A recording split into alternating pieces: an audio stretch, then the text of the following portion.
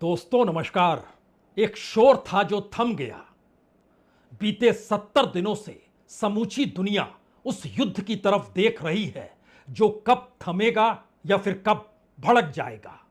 पूरी दुनिया में आर्थिक परिस्थितियों को लेकर कमोवेश हर देश की इकोनॉमी डगमगाई हुई है, लेकिन इन बीते 70 दिनों में भारत के भीतर एक शोर था। उस शोर के भीतर लोकतंत्र की हत्या की कहानियां थी। उस शोर के भीतर इस देश में चुनावी लूट की हकीकत थी। उस शोर के बीच में भारत की असल इकोनॉमी गायब हो गई। उस शोर के भीतर छुप गया इस देश में क्या वाकई भूखों की तादाद बढ़ गई, यानी हंगर इंडेक्स भारत का दुनिया में सबसे ऊपर तो नहीं आ गया। यह एक ऐसा शोर था जो बता ही नहीं पा रहा था कि दरअसल सिर्फ बीते 70 दिनों में कितनी नौकरियां चली गई। इस शोर के भीतर ना कोई बड़ी कंपनी खुली, ना ही कोई बड़ी फैक्ट्री खुली, जबकि कंपनी और फैक्ट्रियों में से निकाले जाने वाले लोगों की तादाद तकरीबन 12% तक पहुंच गई।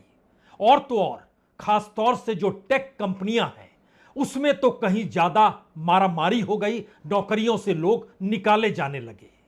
परिस्थितियां इतनी नाजुक हो गई कि इस देश के लिए जो बेसिक इंफ्रास्ट्रक्चर की जरूरत अलकतरे से लेकर स्टील तक की होती है और सीमेंट से लेकर उन कलपुर्जों तक की होती है जो दुनिया के अलग अलग देशों से भारत में आयात किए जाते हैं, और खास तौर से चीन से, उसकी तादाद बढ़ती चली गई। वो तकरीबन 150% तक महंगा हो गया। इस दौर में भारत का इंपोर्ट एक्सपोर्ट में जो घाटा है वह भी दुगने से ज्यादा हो गया। डॉलर के मुकाबले रुपया जब खिसकना शुरू हुआ तो खिसकते खिसकते 94 रुपीज 47 पैसे पर भी आकर टिक चुका है, और इन सब के बीच शेयर बाजार से 1,80,000 करोड़ रुपए विदेशी निवेशक निकाल कर चले गए। क्या ध्यान दिया जाएगा? ध्यान तो देना पड़ेगा, क्योंकि इस दौर में जब कुछ माल भारत पहुंचेगा नहीं और भारत के भीतर जो खपत है वो सरकारी सब्सिडी और सरकारी योजनाओं के आश्रय ही इस देश को खींच कर चलती है, तो उसकी भरपाई कौन करेगा? वो सब्सिडी उज्ज्वला योजना के तहत तकरीबन 10 करोड़ कनेक्शंस जो हैं वहां तक आपको 300 रुपए सब्सिडी में गैस पहुंचानी है, लेकिन गैस की कीमत अंतर्राष्ट्रीय बाजार में और किल्लत के बाद क्या असर करती है यह कॉमर्शियल गैस से हर कोई समझ गया। 1700 रुपए में जो मिलता था गैस, कॉमर्शियल गैस, उसकी कीमत दुगनी हो गई, 3000 रुपए पार कर गई। यानी यह एक ऐसा संकट है जिसमें चुनाव के शोर शराबे में सब कुछ दबा रहा। अब नया सवाल यह है, क्या जेब तक बात पहुंचेगी या फिर एक ऐसी किल्लत होगी जिस किल्लत का सामना यह देश कैसे करे? 80 करोड़ लोगों को अनाज भी तो मुफ्त में देना है। जो भी सब्सिडी है उस सब्सिडी के तहत इस देश का फर्टिलाइजर भी तो आता है, लेकिन फर्टिलाइजर ही नहीं होगा तो क्या होगा? जब ये सारे सवाल हम आपसे अब करने वाले हैं, उससे पहले दो हकीकत और समझ लीजिए। युद्ध ऐसी कोई संभावना नजर अभी तक नहीं आ रही है कि वाकई युद्ध खत्म हो जाएगा। ईरान का हमला यूनाइटेड अरब अमीरात या सीधे कहें तो दुबई के एयरपोर्ट तक पर जिस तरीके से हुआ, और समुद्र के भीतर होर्मुज रूट के इर्द गिर्द अमेरिकी युद्धपोत ईरान के निशाने पर आए, ईरान के ऑयल टैंकर अमेरिकी युद्धपोतों के निशाने पर आए। यह मैसेज बहुत साफ है कि आर्थिक नाकेबंदी जो अमेरिका ने की हुई है और ईरान जो अपने नियंत्रण में होर्मुज रूट को चाहता है, उसका असर अब धीरे धीरे शुरू हो रहा है, क्योंकि एवरेज तौर पर दुनिया के हर देश के पास तकरीबन 3 महीने का माल तो रहता है। 3 महीने मतलब 90 दिन। सामान्य तौर पर यह एवरेज 60 से 90 दिन माना जाता है। वो चाहे खाद्य पदार्थ हो, चाहे फर्टिलाइजर हो, चाहे ऑयल हो, और चाहे अपनी करेंसी को टिकाए रखने की स्थितियां ही क्यों ना हो, चाहे वो रोजगार हो, चाहे कंपनियों का प्रोडक्शन हो। और इस दौर में जो समुद्र के भीतर की आवाजाही तकरीबन 15 से 20% तक बढ़ गई, उससे जो लॉजिस्टिक पर असर पड़ने लगा, उसका असर भी महंगाई के साथ कैसे अब देश के भीतर किन किन जगहों पर आ रहा है, जब यह सवाल बड़ा हो चला है कि जो भी कंपनियां एफएमसीजी या फिर हिंदुस्तान लीवर या फिर नेस्ले जो भी प्रोडक्ट है कीमत बढ़ने वाली है, यह मैसेज के साथ ऑयल कंपनियों का भी जिक्र अगर कर लीजिए तो सरकार को हर दिन 1,000 करोड़ का नुकसान हो रहा है। यानी पूरे महीने जोड़िएगा तो यह 30,000 करोड़ रुपए सीधे पहुंच जाएगा।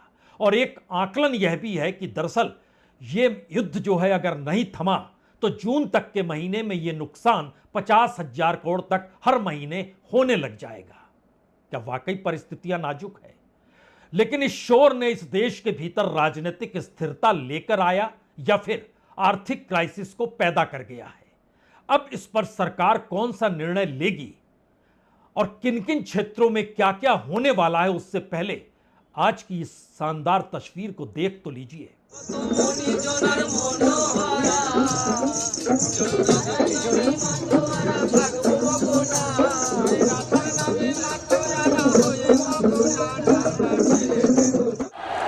कट्टल ध्वनि के साथ स्वागत कीजिए माननीय प्रधानमंत्री, परम आदरणीय प्रधानमंत्री श्री नरेंद्र मोदी।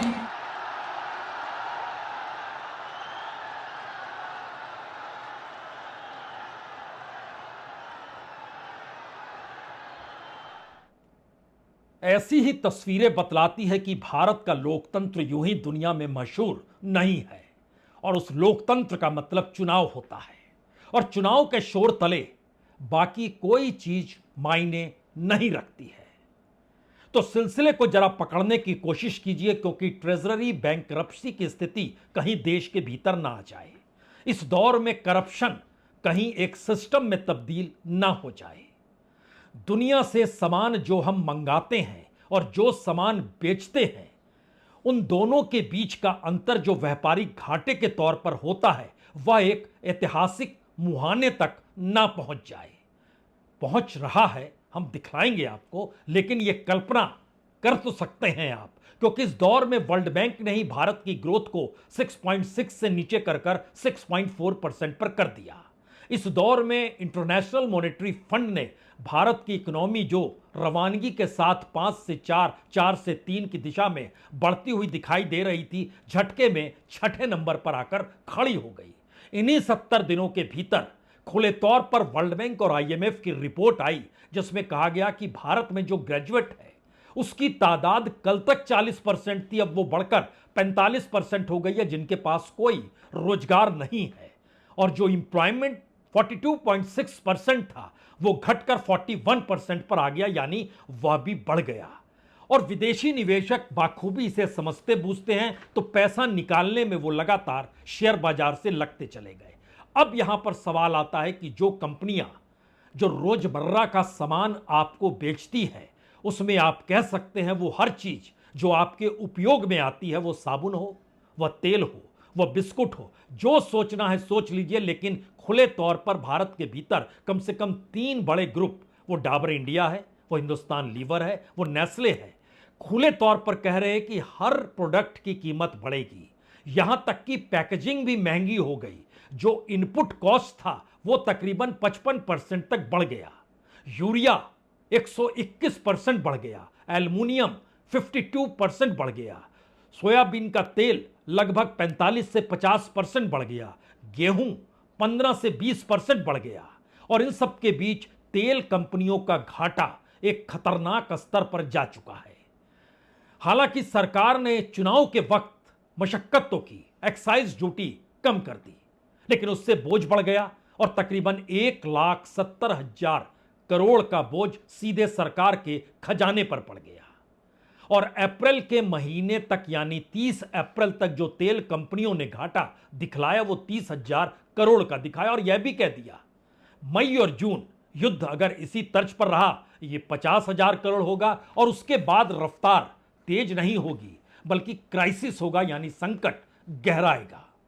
इस संकट के क्या मायने हो सकते हैं, इसको अगर आप सिर्फ और सिर्फ कॉमर्शियल गैस से तुलना करते हुए भारत के भीतर जो एलपीजी गैस घरों में आता है, जो उज्ज्वला योजना के लाभार्थी हैं और इन सब के साथ हर दिन जो 20,000 टन गैस भारत आयात कर रहा है, अगर उसके भीतर झांकिएगा तो अगला सवाल यह भी होगा तकरीबन 2 लाख करोड़ का चूना लगेगा। लेकिन हम जब पैसे का जिक्र आपसे कर रहे हैं तो बार बार हो सकता है आपके जहन में हो क्या दिक्कत है, नोट छाप लेंगे। नोट छापने से काम नहीं चलेगा। उसकी उम्र जो थी वो इस मई महीना आखिरी महीना है। एक लिहाज से हम कहें तो दुनिया का एवरेज 15 मई के बाद उस तंगी या स्कैरसिटी की तरफ बढ़ेगा जहां आपके पास हो सकता है पैसा हो लेकिन माल नहीं होगा, उसकी आवाजाही नहीं हो पा रही होगी। और इन सब के बीच इस देश के भीतर अगर जो फैक्ट्रियों में काम करने वाले मजदूर हैं, जो इंडस्ट्रीज में प्रोडक्शन देते थे और वह दुनिया भर में एक्सपोर्ट करते थे, उन पर तकरीबन जो असर लोगों पर पड़ रहा है उसकी संख्या सिर्फ और सिर्फ 1,90,000 कामगारों की है। सीधे उनकी कमाई बंद हो जाएगी। अगर यह परिस्थिति इतनी खतरनाक है तो जो व्हाइट कॉलर है यानी जो प्रोफेशनल्स तौर पर जो काम कर रहा है और वर्ल्ड वाइड जिन कंपनियों का जुड़ाव है, वो अमेरिकन कंपनी हो, ब्रिटिश कंपनी हो, वो फ्रांस की कंपनी हो या ऑस्ट्रेलिया की कंपनी हो, उनके भीतर एक नया सवाल जो एआई का आया है, उसने खुले तौर पर यह मैसेज पिछले बरस दे दिया था कि दरअसल आने वाले वक्त में अभी तक जो असर पड़ा है उसका लगभग 3 से 4 गुना ज्यादा बड़ा असर पड़ेगा। इस असर को अगर आप सिर्फ संख्या में तब्दील कर दीजिए तो प्रोफेशनल वर्ल्ड के भीतर और टेक्नोलॉजी और खास तौर से टेक कंपनियों के भीतर यह संख्या जो है लाखों में है, क्योंकि लगभग 80,000 भारतीयों की नौकरी जो अंतर्राष्ट्रीय कंपनियों से जुड़े हुए थे इस दौर में चली गई। आर्टिफिशियल इंटेलिजेंस का जिक्र यहां हम कर रहे हैं, लेकिन एक नई स्कैरसिटी जब इस युद्ध के दौर में उस सिचुएशन में आकर खड़ी हो रही है कि आपके पास अब माल पहुंचे तो कैसे पहुंचे, आप दुनिया के बाजार में कुछ बेचें तो कैसे बेचें, यह संकट पूरी दुनिया और खास तौर से यूरोपियन कंट्रीज के सामने भी है। एक क्षण के लिए हम आपको एक डाटा दिखलाते हैं जिससे आपके जहन में बहुत सारी चीजें साफ होगी।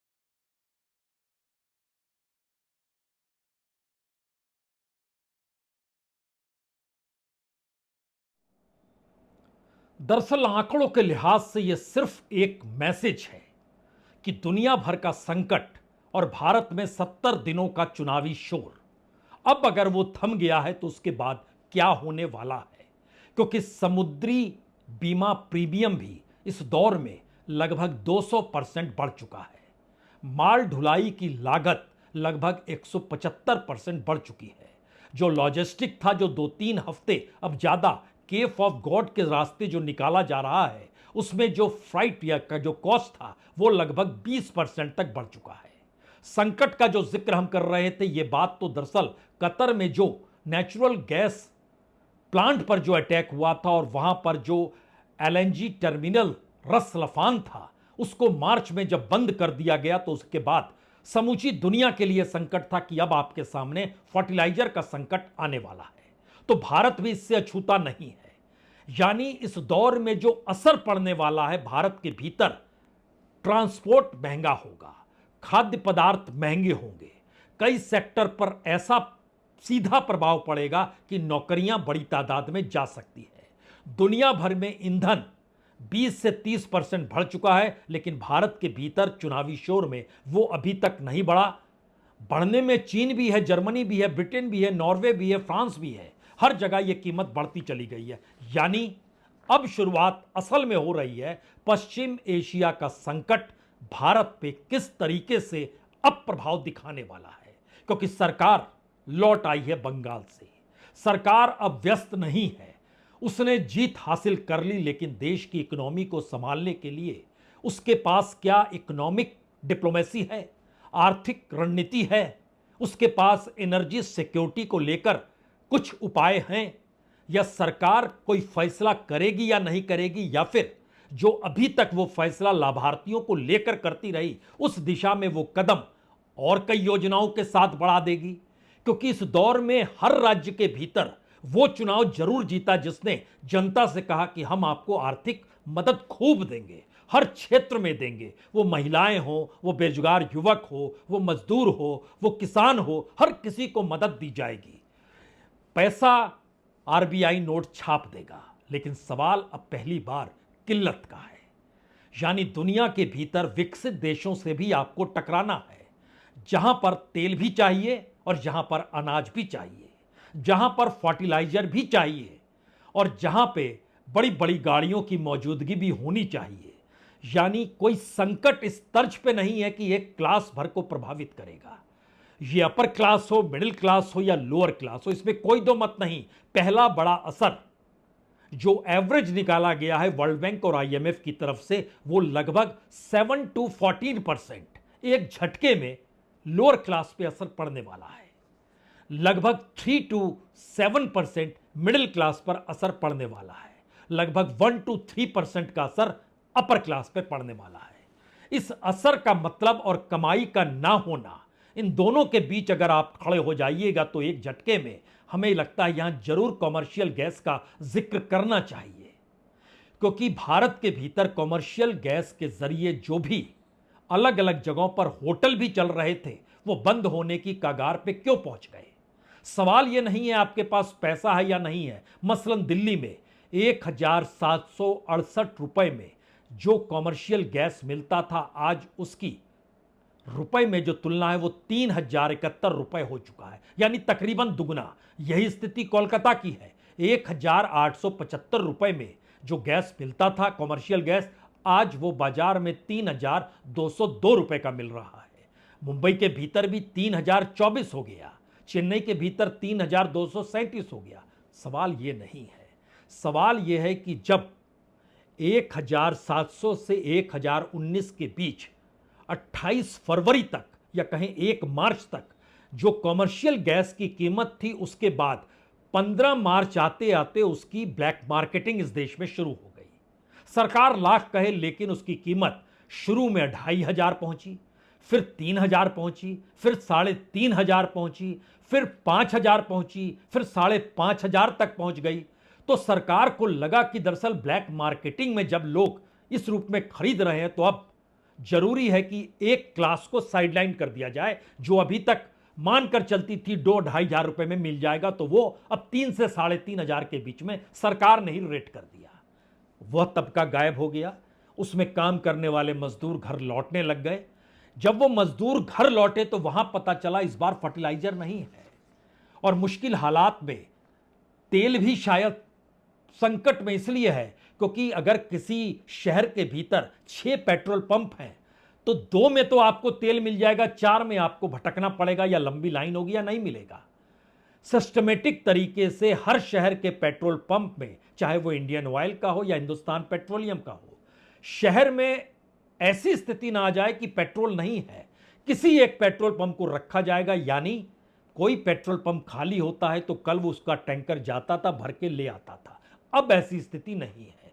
उसकी भी राशनिंग है, उसको भी तय कर दिया गया कि आपको 2 महीने से पहले नया टैंकर नहीं मिलेगा, और सिस्टमेटिक तरीके से बांध दिया गया। जैसे राज्यसभा के सदस्य नहीं होते हैं, 6 साल के बाद रिटायर होंगे, कुछ रिटायर हुए, फिर कुछ नए आ गए, इसी तरीके से पेट्रोल पंप भी चल पड़ा। ये मैसेज और उदाहरण सिर्फ इस बात का है कि दुनिया भर से आने वाले मटेरियल के जरिए हम इस देश के भीतर जो भी टेक्नोलॉजी क्रिएट करते हैं, चाहे वो सेमीकंडक्टर हो, चाहे वह टेलीफोन हो, चाहे वो कंप्यूटर हो, या फिर दूसरे हर क्षेत्र में जहां पर स्टील हो, जहां पे आयरन ओर की जरूरत पड़ रही हो, जहां पे कोयले की जरूरत पड़ रही हो, जहां पर अलकतरे की जरूरत पड़ रही हो। अलकतरा भी दुनिया के बाजार में 40,000 रुपए प्रति टन जो था वो बढ़कर 80,000 रुपए प्रति टन हो गया। यानी बेसिक इंफ्रास्ट्रक्चर जो इस देश के भीतर सड़क का होता है, अब वहां पर सरकार के लिए मुश्किल हालात हो गए। आप कह सकते हैं टोल से वसूल लेंगे, यकीनी तौर पर वसूल लेंगे, लेकिन नया सवाल यह है कि इस संकट काल में कोई इकोनॉमिक विजन सरकार लेकर आएगी या नहीं लेकर आएगी। चुनाव जीतने के लिए उसके पास हर विजन है, लेकिन इस देश की इकोनॉमी, इस देश की बेरोजगारी और इस देश के लिए पेट भरने की वह स्थिति जो सामान्य तौर पर उसकी प्रति व्यक्ति आय थी या उसकी जो कमाई थी, उस हिसाब से जो 1 मार्च तक मिल रहा था, उसमें एवरेज कॉस्ट जो बढ़ा है वो 50% मिनिमम है। ये ओवरऑल स्थिति है। वो कितना बढ़ा है, वो बहुत बढ़ गया है। आप एविएशन के क्षेत्र में चले जाएंगे तो इंटरनेशनल ट्रेवल जो है वो मिनिमम 10,000 बढ़ा है, मिनिमम, मैक्सिमम मत पूछिएगा। यह एक बेसिक स्थिति आजकल खड़ी हो गई है। यानी 3 सवाल जो आखिर के सबसे बड़े सवाल है। पहला सवाल, चुनाव तो जीत गए, अब चुनाव जीतने के बाद एक बड़े निर्णय लेने हैं। उन बड़े निर्णय का सीधा असर इस देश के मिडिल क्लास और लोअर क्लास पे तुरंत पड़ेगा। अपर क्लास कुछ दिन तक उसको सहन करेगा, मिडिल क्लास के भीतर खुन्नस होगी, वो किसी रूप में बचत चीजों को किए हुए होगा, वो खर्च होगा। लोअर क्लास के पास कुछ नहीं बचेगा, यानी समाज के भीतर एक तनाव की परिस्थिति होगी। माल है नहीं, रियल एस्टेट तक की परिस्थिति नाजुक हो गई, सरकार क्या करेगी? यह पहला सवाल है। दूसरा सवाल, जो एक्सपोर्ट इंपोर्ट में भारत के मजदूर, भारत के कर्मचारी, वो चाहे बासमती चावल ही क्यों ना हो, वो चाहे टेक्सटाइल इंडस्ट्री ही क्यों ना हो, वो चाहे सबसे शानदार चमक वाला बाजार जो सूरत में चमकता है यानी डायमंड का बाजार ही क्यों ना हो, इन तमाम जगहों पर काम करने वाले करोड़ों कामगारों के सामने इस वक्त संकट आ चुका है। और इसका खुला असर दिल्ली के इर्द गिर्द, वो नोएडा हो, वो गुड़गांव हो, देख सकते हैं। फरीदाबाद, गुड़गांव और नोएडा, इन्हीं जगहों की इंडस्ट्री को टटोल लीजिए, लगभग 45% इंडस्ट्रीज में काम ही नहीं है। क्या करेगी सरकार? कोई विजन है? और तीसरा सवाल, जो अभी तक वो एक स्ट्रेटजिकली अमेरिका के साथ अपनी इकोनॉमिक संबंध को बनाए हुए है और उसके आश्रय रशिया से उसे तेल मिल रहा है, लेकिन अब नई सिचुएशन क्या होगी जब अमेरिका खुले तौर पर अब चीन के साथ भी दो दो हाथ करने को इसलिए तैयार है क्योंकि अगले हफ्ते अमेरिकी राष्ट्रपति बीजिंग जा रहे हैं, शिखर सम्मेलन होगा। चलने से पहले उन्होंने खुले तौर पर कह दिया, जो भी कंपनियां, वो चीन की सरकारी कंपनी हो या प्राइवेट कंपनी हो, उस पर हम सैंक्शंस लगा रहे हैं जो ईरान की से तेल खरीदती है, क्योंकि अमेरिका का अभी भी मानना है कि ईरान को पैसा देने का मतलब या उसके साथ कोई संबंध बनाने का मतलब है कि आप टेररिज्म में पैसा डाल रहे हैं। और जो नए सैंक्शंस लगाए गए उसमें उसका कहना है कि उस पैसे से ईरान ड्रोन बनाता है, मिसाइल बनाता है।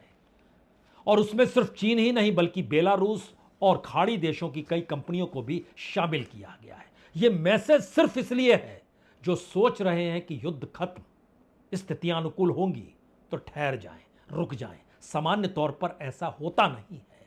और हमने शुरू में कह दिया, असर की शुरुआत किसी भी देश के ऊपर 60 से 90 दिनों के बाद शुरू होती है, क्योंकि उतना भंडार तो उसके पास होता है। और 70 दिन हमने चुनाव में गंवा दिए हैं, 70 दिन युद्ध के हो चले हैं। तो फिर क्या होगा? इंटरनल रिपोर्ट वाकई भयानक है। बहुत बहुत शुक्रिया, बहुत बहुत शुक्रिया।